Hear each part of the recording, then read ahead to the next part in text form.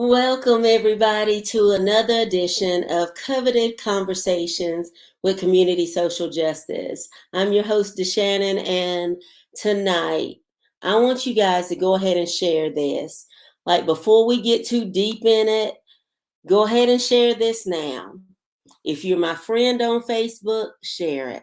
If you're looking at this and you're seeing it on whatever platform, whether it's YouTube, Community Social Justice, DeShannon Speaks, my personal page, my friends' pages, share this now because we're going to be talking about a subject that I didn't even know was going to be that close to me.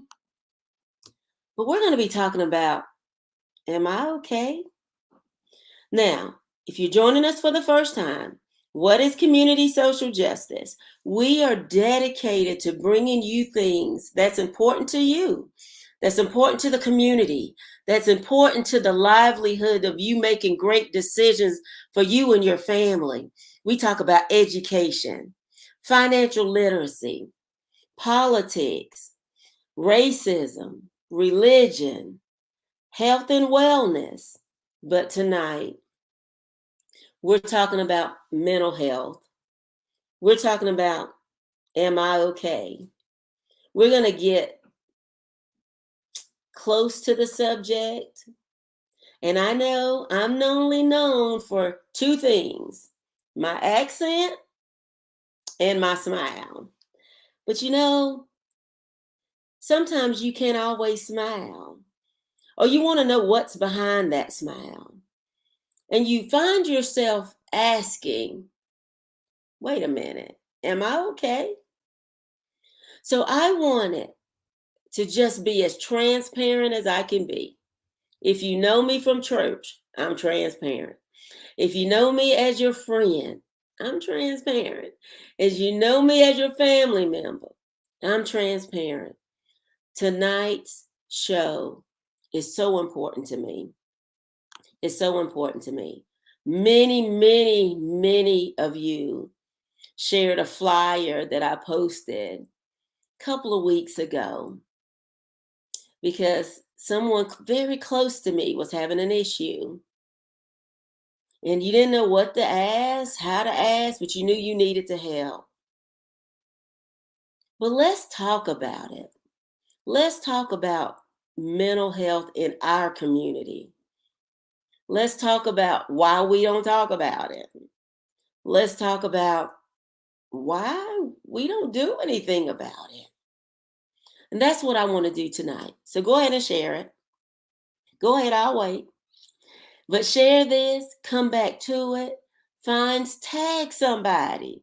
Because listen, somebody needs to hear what we're going to be talking about today. I only have one guest that I picked because I thought this would be most helpful for us tonight.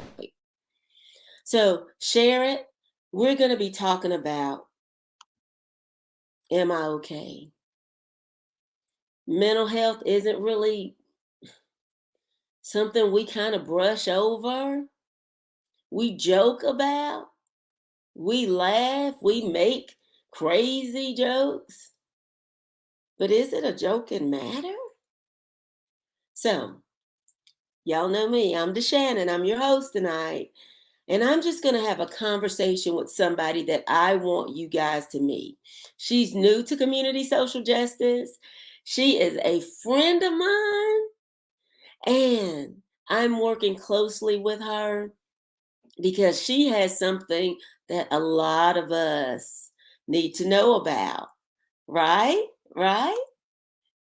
So, oh my gosh, we got some people already just saying, hey, watching this now, share it to your page, let somebody know that we're on. But I want to introduce to you guys somebody that's, man, I hold in high regard. I want to introduce you to Dr. Kelly. Say hello, Dr. Kelly. Hi, everybody, and thank you so much for having me this evening. It's a pleasure to be here, and I'm looking forward to this conversation. Well, Dr. Kelly, go ahead and just tell the people who you are and what you do and a little bit about your company and so they'll know a little bit about you. Sure. Okay, well, my name is Dr. Kelly Lewis Arthur, and I'm a licensed clinical psychologist. I'm actually a clinical and community psychologist. Been in practice for years now in the Atlanta area and was a professor for many years at several institutions in the Southwest. I currently sit as an adjunct faculty member at Emory University in the Department of Psychiatry. And so it's just a pleasure to be here and to be able to share with you more about this topic that is also very near and dear to my heart of mental health, particularly mental health in the Black community and in communities of color. I have expertise in multicultural mental health. I've spent decades doing work in communities of color and looking at ways to train clinicians that are coming out to become more culturally sensitive, more culturally competent, and to meet the needs of diverse communities in this discipline. And so I have a practice now called Globe Core Psychological and Global Consulting Services, where we offer multiculturally sensitive counseling, psychological evaluation, workshops and trainings. We even do cultural immersion experiences where we take folks overseas to other parts of the world, developing countries, and expose them to social ills that are affecting people in that country, and also pushing us to really kind of get outside of our comfort zone and see ourselves from outside of our country where we sit. So, it's just been a wonderful blessing to have this practice. It's given me the opportunity to offer a variety of services all under one umbrella. And we actually have, we've got 10 clinicians working in our practice right now. So we've got a number of diversity, folks that have diverse training and expertise in multicultural mental health along the lines of all different types of diversity, race, ethnicity, gender, sexual orientation, age, religion. We really try to be a one-stop shop for folks that are coming, with diverse needs in mental health. Awesome. Okay. So y'all know me. I done vetted my guests. I didn't want to bring you somebody that I wouldn't trust. But I want to let's start with just the Black community and the stigma around mental health.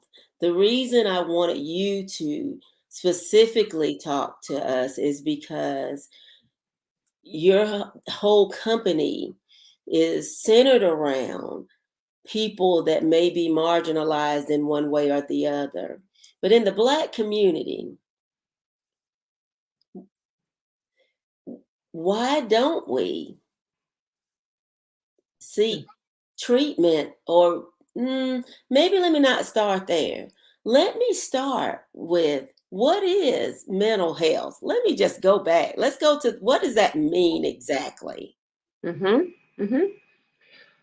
Well, I think mental health really deals with, health of the mind, and we can talk about the mind across different domains. So, your ability to really kind of uh, look at the world view that a person has. We're talking about, their thoughts, their feelings, their actions that really kind of all manifest from a person's mindset. And, I think we also have to really kind of think about mental health in terms of the physical body as well as the spiritual body, and really just kind of taking more of a holistic approach to how we think about mental health is really important, especially when dealing with diverse communities, because um, you know there's a lot of things that sort of go into how a person how a person feels about themselves and how they kind of see the world. So, it's important to really kind of look at all of those components when we're thinking about mental health in a culturally sensitive way. And, I think that we can kind of get into stigma and things like that when it comes to mental health because in communities of color and in particular in the Black community, there is a real stigma that is associated with the term mental health. When you think about having issues with your mood or your thoughts or your feelings or your actions, and having to go seek out treatment for that, it can come with a lot of stigma. I think, and I'm kind of getting into the next question that you had, Shannon, if that's okay. But I think that there's really been a general distrust in our community about mental health in general and mental health providers, mental health clinics, even outside of mental health, just health, period, going to the doctor, and there's some real valid reasons for that. There's been a lot of abuse that has happened in medical communities and in mental health communities with communities of color when it comes to research.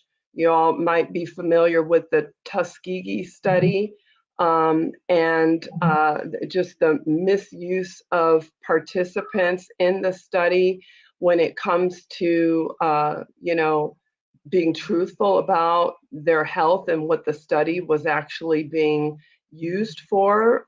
There's been historically documented cases of groups of people who have passed away because of misuse of, research and treatment findings. So, that distrust, I think, is valid in some ways, but what we have to really recognize is that that is not something that we have to really generalize to across the board, because there are a lot of great benefits that can come out of medical and mental health establishments when you tap into providers and clinics that are well trained.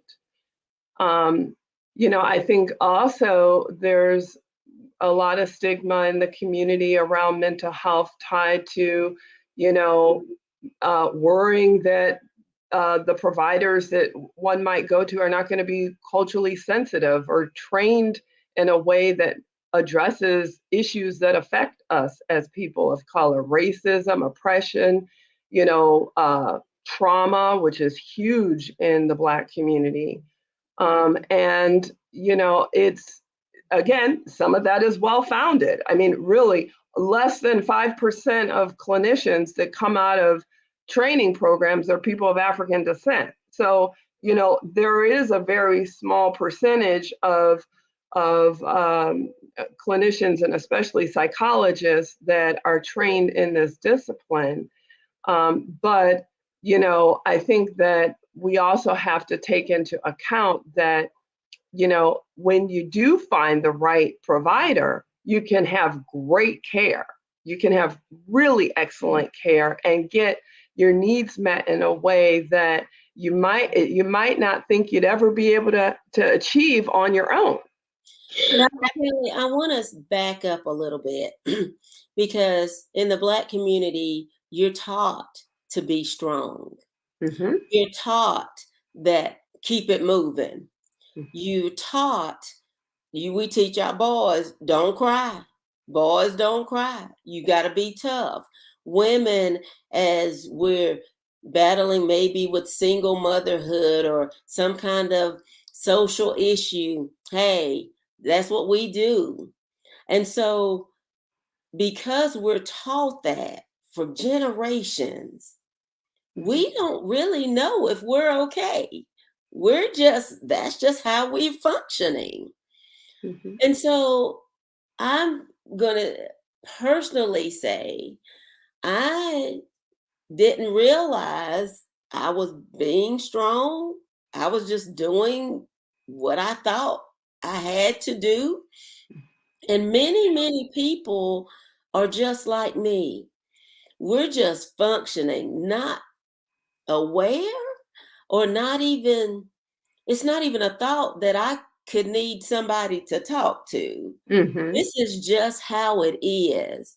So, how do we move from this is just my life to maybe I should share that because we're not taught to be open. What go Mm-hmm. on in our house, stay in here. Yeah. Mm-hmm. We're taught from teaching our children, don't go out here telling our business. Mm-hmm. And Mm-hmm. so how do we get to a point to where just like going to the doctor for anything else, Mm-hmm. that it's okay to have a Dr. Kelly in your life? Mm-hmm. Mm-hmm. Well, I always say that, you know, all of us, I mean, every last one of us has issues. Everybody's got stuff that they're dealing with. So it's not possible to have any one person that is without their own personal struggles. And so I think what has to happen, particularly in our community, is that we have to really normalize that and get to a place where we all understand that having issues doesn't make us crazy, quote unquote. It doesn't make us um, you know, uh, abnormal, so to speak, just because we have problems. And there actually can be a lot of benefit from speaking to somebody who is a neutral party, someone who is not from the family, from your circle of friends, from you know your activity community.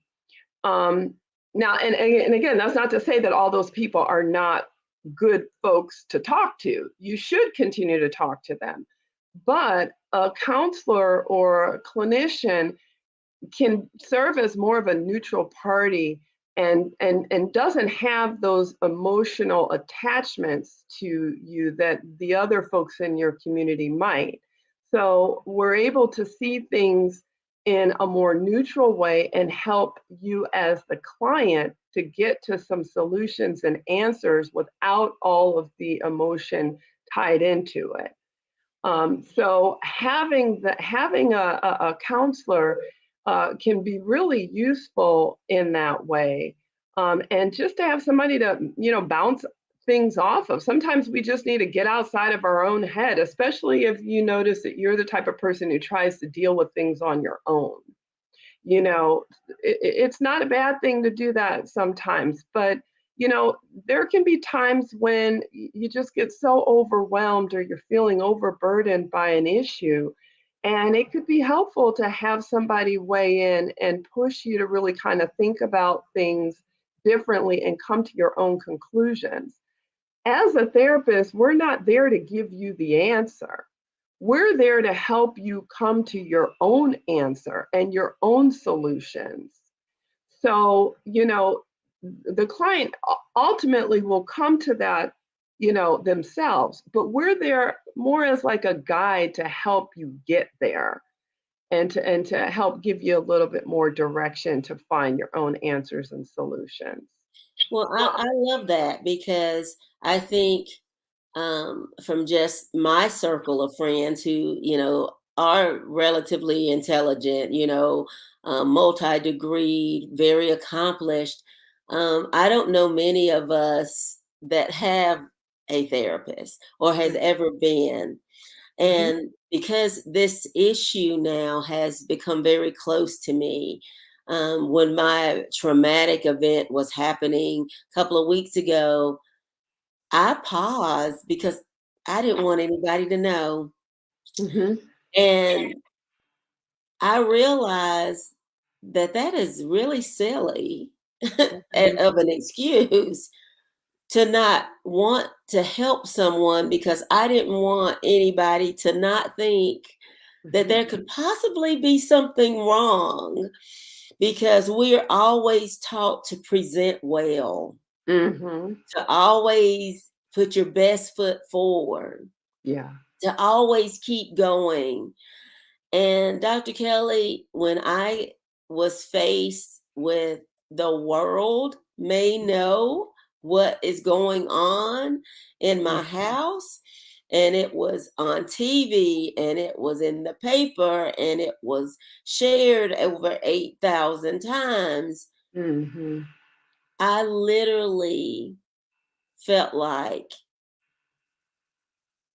I was did not want everybody to not see the person who is accomplished and was a CEO in her 30s, and she's a minister and she's a published author and she's a speaker and she's a leadership success coach, but she's also got mhm, these struggles. mhm, mhm, And what I'm finding is we don't want to share that even with the you of the world because we think you're going to judge us. mm, mhm, And so is it a no judgment zone? mhm, And is it going to be kept? Now we know our medical doctor. I've been in healthcare for 25 years. We mhm, know that they're not going to disclose anything. mhm, We know that there's laws in place for that. But mhm, do we really want to share mhm, things that may be uncomfortable? Because mhm, how is that going to be? What would that be like to just come and see you? What would it look like? mhm, mhm. Well, I think that's a really important question that you're raising, and it's one that I think, affects a lot of people. But I want to just really reinforce what you were saying just a few minutes ago to Shannon, and that, the clinician, and I use these terms interchangeably, clinician, counselor, psychologist. There's different sort of training and degrees that each of us have, but as a therapist, the therapist, no matter what they're training in, is there to serve as a sounding board. We are there definitely to provide a non-judgment zone. We are not there to judge you. In fact, many clinicians are doing this work, half time or full time. So we see a lot of clients all day, every day. And so, we've heard a lot of different stories. We're not there to judge in any way. In fact, I would say that, many of us got into this profession because we want to support, we want to be that guy. We want to see you reach that next level of your mental health and physical health and whole body health that you're striving to achieve. And so, many of us are very passionate about that and wouldn't want to judge you. I mean, we want to see you get the help that you came there for. And, we're bound by ethics and by the law in terms of confidentiality and ensuring that what, you talk about in your session stays in your sessions. Um, you know, there are some exceptions to that, if you were in danger of harming yourself or someone else, for example. But those things are discussed before you would even start the process of the therapeutic relationship. So it is definitely a safe zone. It's designed to be that. And the other thing I say is, interview. Like if you're considering getting a counselor, don't stop with the first one that you come to, you know, unless you feel like it's a great fit. not every therapist is a great fit for every client, and vice versa. So you can always interview the clinician that you're considering working with. See if it feels comfortable. See if that person feels like they're going to be a good fit for you.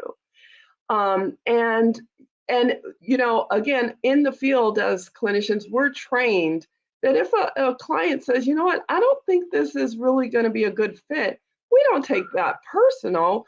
Again, we want you to get the help that you are seeking out. And we recognize that not everyone is a good fit for everyone else. So if you're not feeling it, go to somewhere else. Ask for a referral to some other therapists that might work better. And so getting back to the question, I think that yes, it is definitely a safe zone.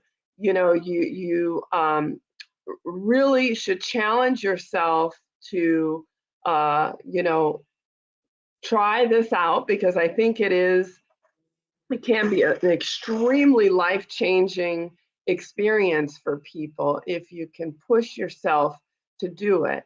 And to the point you were saying to Shannon about not wanting people to know, not wanting to share with people that you're in counseling, you know, um, it's completely up to you as to whether or not you will share with others that you're in counseling.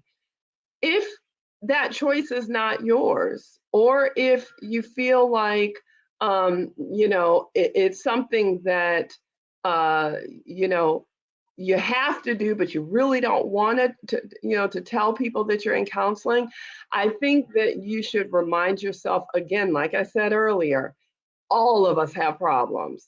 Every last one of us have issues. And there's no one person that's an exception. And so you should feel good in knowing that your problems are not just yours. There's other people that are likely having similar issues. And our story, our troubles can be our testimony. They can be a healing for other people if you do decide to share.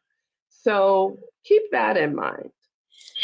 Okay, I want to back up just a little bit, back to our topic. Am I okay? When I'm thinking about all the times we seek out counseling before we get married, we got to talk to the preacher. If we've got a diet, or if we want a diet, we, talk to the dietitian. Or if we got, new onset diabetes, where there's people to talk to, and we tend to think, some of us, of, like drug abuse, we've got 12 steps or whatever they are. Mhm. But when should a person, or what does it look like when need to start considering, I am I okay? Is it when I question that very sentence? Or is there something, or should it just be a part of growing up that, hey, you're a teenager, you may need to talk to someone because body changes, high school is challenging.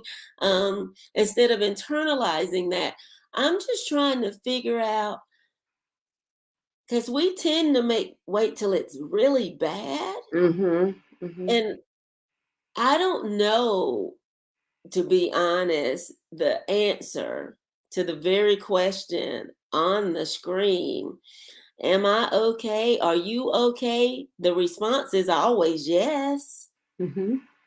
But what does no look like? Mhm. Mhm. Well, I think, more times than not, people tend to seek out counseling support when they have tried everything that they can think of to handle the situation on their own, and they need something more. They need additional help, and that's the point at which the therapist is typically engaged. But I encourage clients to not wait until it gets that bad. In fact, you don't have to wait for it to get bad at all. You know, it's okay to seek out a counselor when things are good, actually. You can be preventative. You can, um, for example, if you're, you know, preparing for a wedding and, you want to seek out some premarital counseling, you know, or if you're dating somebody, don't wait until things get bad or until you're about to walk down the aisle to seek out a counselor. Be proactive and do it well in advance. Hey, if you're courting somebody and you think that this could potentially lead to something later on, why not seek out a couples counselor at that point, or even a counselor for yourself, just to get get support around how you can do relationships and marriage in a healthy way well before any problems start to arise. Similarly, for you as an individual, if life is going great, you're happy, things are going well, seek out a counselor to see how you can keep it that way. That would be the most ideal time to seek out a counselor. Again, if you wait until things start to get bad, then we're still available for that too. But I think that the earlier you can start on trying to get some support around staying healthy, the easier it will be to stay healthy and be healthy, and the less heartache and despair that you might have to go through because you were proactive in trying to tackle it before things got too far out of control. Well, that's good to know because, you think about a therapist is I mean, I'm just gonna say it. People that go to therapy are crazy. I don't Mhm, want to be considered crazy. I don't want to have a diagnosis like that. I don't want to take medicine because we're a faith-based community. Can't mhm, somebody just put some oil on me, pray for me, maybe mhm, fast, turn down a plate for a week, and I'm okay because Jesus can fix it. mhm, So how do we get past that and partner mhm, with you or maybe make it normal? It is if that I can say that mhm. because I'm preaching to myself when I'm talking to you tonight like why am I so concerned with what somebody else may think? Yeah.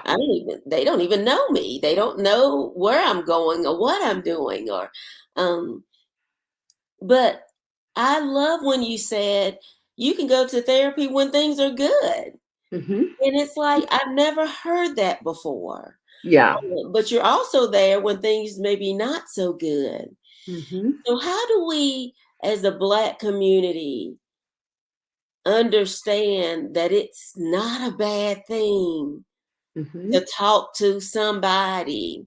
mhm, Uh, you don't have to shoulder everything on your own. It doesn't make you less strong mhm, if you need to get some guidance on what's next.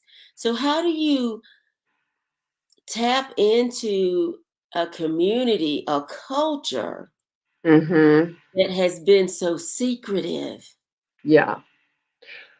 Well, I think we need to have more shows like this, to really kind of educate our community and empower and encourage our community to, embrace this idea of, wellness and doing what is required to take care of ourselves. I mean, historically we have, we've had to deal with a lot. I mean, we continue to racism, oppression, you know, um, discrimination, and then on top of that, we're dealing with, being a strong woman and trying to manage all of the things in the home, dealing with racial profiling, and wondering if we're going to be safe when we leave our home. I mean, there's just so many complex issues that we are dealing with as a people. And, if anybody needs to have the outlets to be able to talk about things, it's us. And I think we have to really work on trying to be more encouraging and supportive of each other, to really get the help and support that we need, because we shoulder a lot in addition to the typical, you know. Um, and I think also really just we need to work on demystifying mental health and really breaking down that stigma that exists within our community about, just being able to handle our problems on our own, talking about issues outside of, that talking about issues outside of the home is problematic. That in order for me to be successful and strong, and to be not perceived as crazy, I need to just handle these issues by myself. We need to really kind of break those things down and recognize that a lot of that has to do with, just remnants of our past, but it doesn't have to be our future.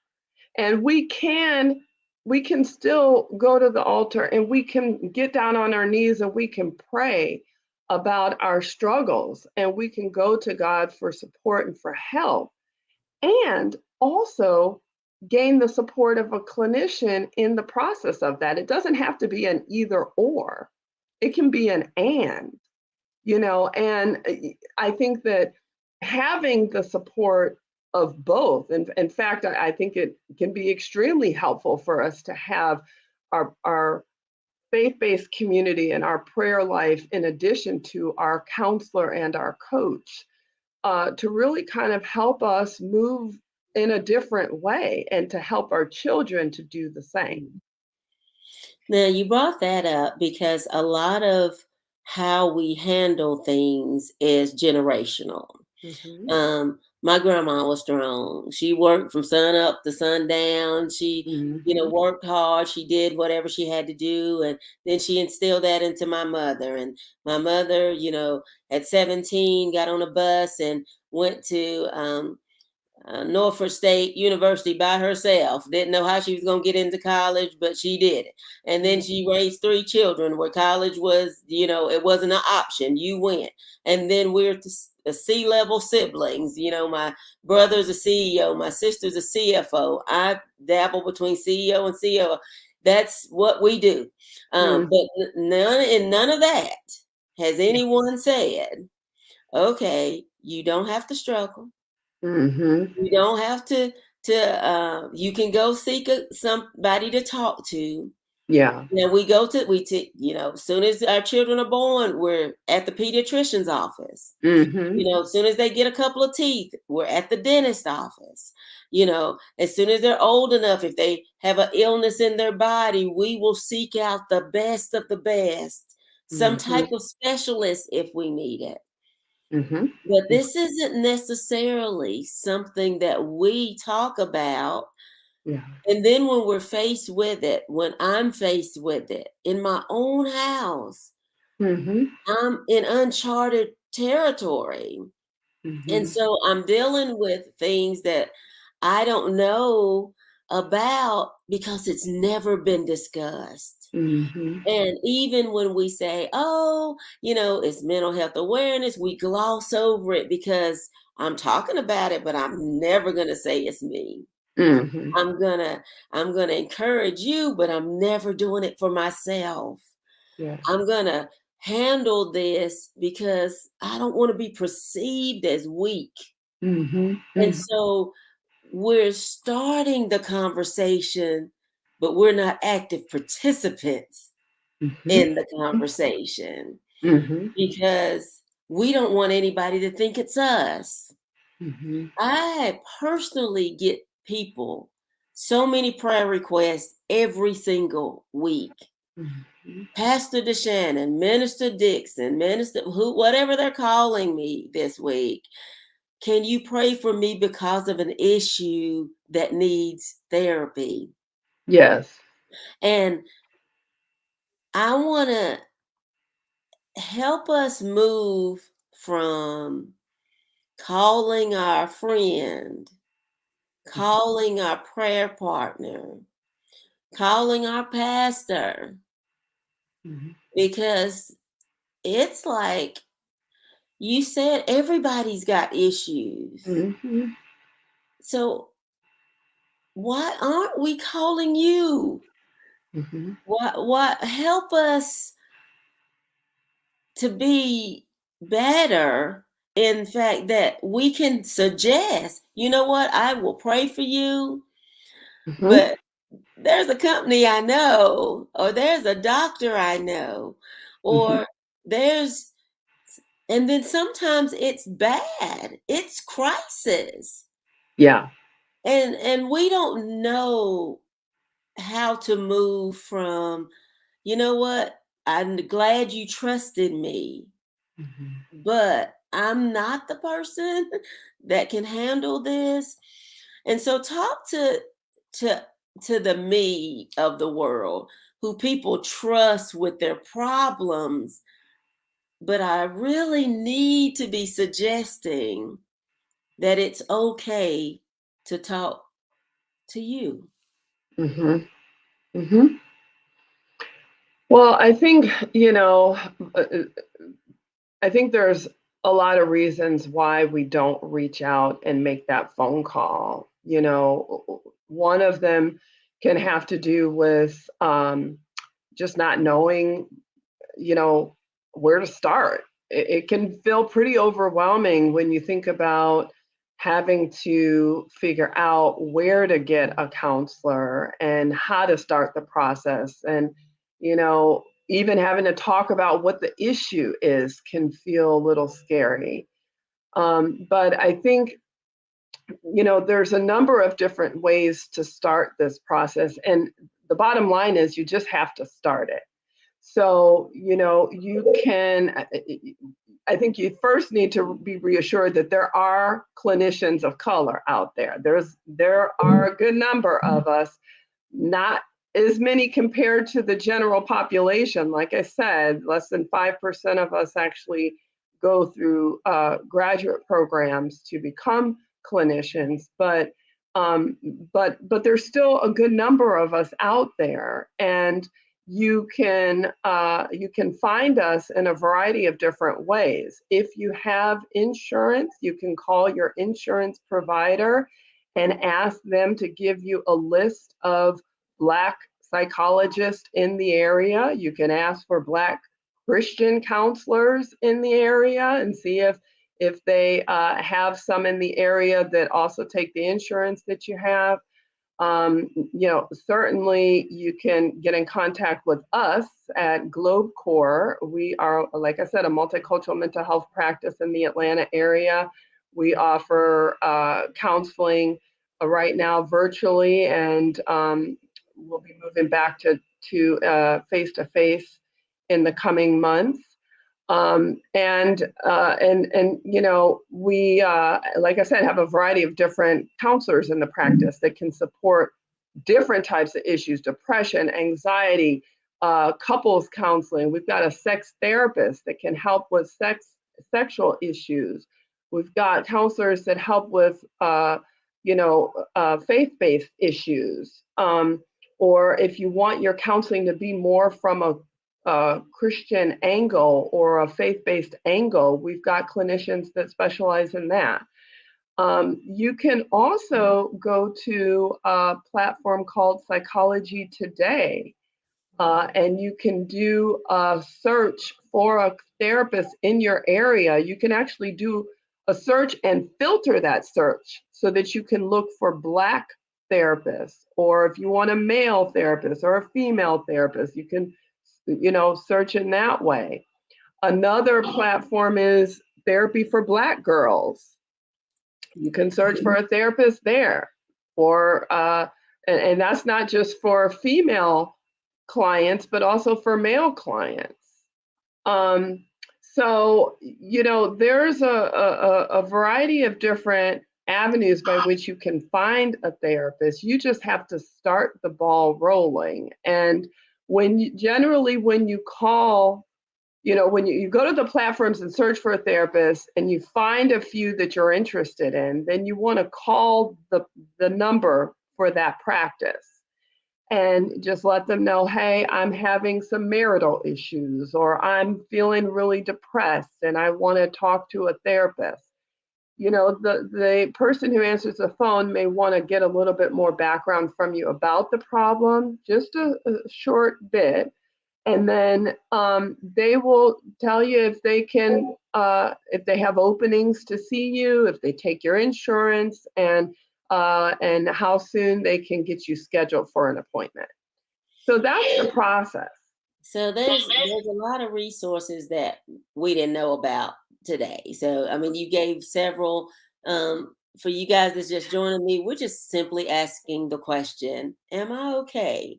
We're talking to Dr. Kelly Lewis, author, CEO and founder of Globeport Inc., who is right here in the Metro Atlanta area. And if her office is not a good fit, there's someone that she probably knows that's a good fit for you. But when Mm-hmm. we're talking about am I okay? We've talked about the stigma around mental health in the Black community. I shared that even myself, who's educated and know better, was shamed to let the world see inside my own home. But I'm not letting that stop me from getting better. I don't have to be the strongest Black woman. I don't have to shoulder everything on my own. It is okay for me to literally be a minister of the gospel of Jesus Christ and still need help Mm-hmm. with my problems. I'm not dismissing God. I'm not dismissing Jesus Christ. I'm not leaving them aside because I need additional support. Mm-hmm. I tell people all the time, Jesus had Luke with him, a physician. Why would Jesus need somebody who could heal anybody? Why would he need a doc with him? Because some things have already been provided for us, a resource for us to help alongside our faith. Mm-hmm. But I wanted to, we've only got about 10 minutes left, Dr. Kelly. Mm-hmm. And I was asked the question, and I know you're not giving like advice or anything like that. But we were talking about when you know something is wrong. And you made a great point about saying, hey, when things are good, hey, see us then. Be Mm-hmm. proactive, be preventative, just like your annual physical. You're going to your annual doctor every year. Nothing is wrong with you. You're Mm-hmm. just getting a checkup. And so I like that. And one of my friends asked me, she said, hey, I'm not feeling myself. Are these self-check questions that what are some give us some guidance on I may not have gone before and I may not go when I'm healthy or I think everything is good. But these may be some questions I need to ask myself. Is it time to go on therapy for Black girls, Psychology Today, Globeport Inc. Start typing out Dr. Kelly Lewis, author. What are some precursors or some things that I need to be looking out for in myself that says, you know what, I'm going to make that call? Mm-hmm. Mm-hmm. Well, I think, anytime you get to a point where you're feeling like you're not quite yourself, and certainly if you're struggling with things like,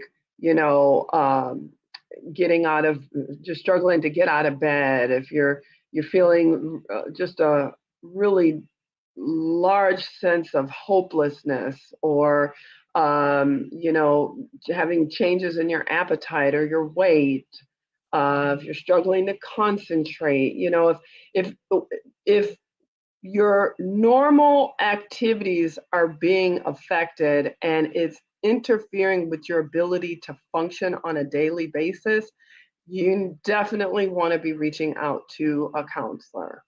Mhm. Um, you know, because again, it's not unusual for us to have things that we're dealing with and that we're struggling with, but if it's affecting your everyday functioning to the point where you can't, you know, take care of your kids, you can't go to work, you're calling in sick for weeks at a time or days at a time, you're having a difficult time trying to find the joy in life, you know, and definitely if you're feeling suicidal or homicidal, you want to reach out to a counselor for help. Um, and there, you know, there's a lot of different types of mental health treatment. There's outpatient services where you go to a private practice or a clinic and you know, come in and see a therapist for 45 minutes to an hour every week. But there's more intensive services as well. There's outpatient or short-term intensive services where you can go to a facility for a week and get some really intensive support. There's facilities that will take you for several weeks if you're struggling with substance abuse, for example, or dealing with anger management or domestic violence issues. You know, you can get more intensive treatment. And even if you don't know where to start with those things, just make one phone call. You know, we even in our practice, we get potential folks that call and they think they might need to work with Globe Corps, but then we realize, hey, they really need a different level of care than we can provide, and we'll offer a few referrals to you to get to have a place to start. So you just have to make the call. And I think again, you know, the point at which you want to do that, if you're not being preventative, is if it's affecting your daily functioning, you want to reach out and get some support. Okay, Dr. Kelly, we've got about 5 minutes before I know this hour went quick, didn't It it? did, it did. But let's talk about it's done got bad. What constitutes or what's the definition or not really a definition, but what is considered a crisis? Hmm. Like this is bad. So Hmm. what is that? I know I've got the number for a hotline that I'll put up in just a moment, but what is a crisis? Hmm. Hmm. Well, if you know, crisis can sort of span across different types of illnesses or presenting challenges that people are having, depression, anxiety, you know, personality disorders. But you know, I think if it just feels like the world is unraveling, you know, around you, or if you are feeling like you want to harm yourself or somebody else, or if you are, uh, you know, just feeling like maybe you don't want to harm yourself, but you're just feeling like life, you don't want to be here. Like life is just not good. Um, then there's a potential that you are likely in a crisis situation and you need to reach out for help. It really has to do with life becoming unmanageable to the point where you can't manage it yourself and you need the help of an expert to really help you with that. So, you know, I know it can feel for some people like, you know, I'll just handle this on my own, or you know, I'll go to my family member to address it. But you know, sometimes when life gets really tough, we don't want to just resort to those avenues. You need the help of an expert to really kind of help you get through it, and you'll likely get through it faster if you're able to get help from an expert who knows how to help you out of that deep, dark hole. Well, we got a audience member ask this question. Can you see that on the screen, Dr. Yes, Kelly? yeah, I It see it. says, Uh-huh. how do we convince someone to seek help when they're in denial? Hmm. Well, I think, as the person who's trying to get your friend or loved one to seek help, you might need some support from a counselor to, work on developing tools to help that potential loved one get the help that they need. You can also organize something that's called an intervention. You all might have seen, they've got some TV shows that show interventions for people who are struggling with substance abuse or hoarding behaviors. And so, an intervention is a little bit more involved where you have different family members and professionals that come in and really help that person get the help that they need in a short period of time. But a counselor can help you get resources to that. So I think, um, there's a lot of resources at our fingertips. You just have to tap into it. And if you don't know, just make one call and folks will generally be able to get you some referrals in the right direction. Okay. I mean, listen, we could talk with Dr. Kelly all day. It was important for me to share with you guys that I'm going through a lot of stuff. Um, and it's okay not to be perfect, and it's Mhm. okay to let people in. And as a caregiver of someone with a new diagnosis, I need some support myself Mhm. because this is new, this is uncharted territory. But Dr. Kelly said all of us have issues. All of us have things that we need to discuss with someone other than the people in our house and the people in our community, and even beyond our own faith based community. It's nothing to be ashamed of, it's nothing that you'll be judged for. And you'll be a better person because someone is helping you manage the things that you might think you can shoulder yourself. I'm, I thought I was strong. I've been strong in areas, but I didn't even have to be that strong. I didn't have to figure it out by myself. I could use services that were available to me. And you can too. You don't have to be ashamed. You don't have to, and surely you don't have to announce it. And you may never be in a situation where everything is on the news or in the paper, but you do have to be honest with yourself to say, I can make that phone call.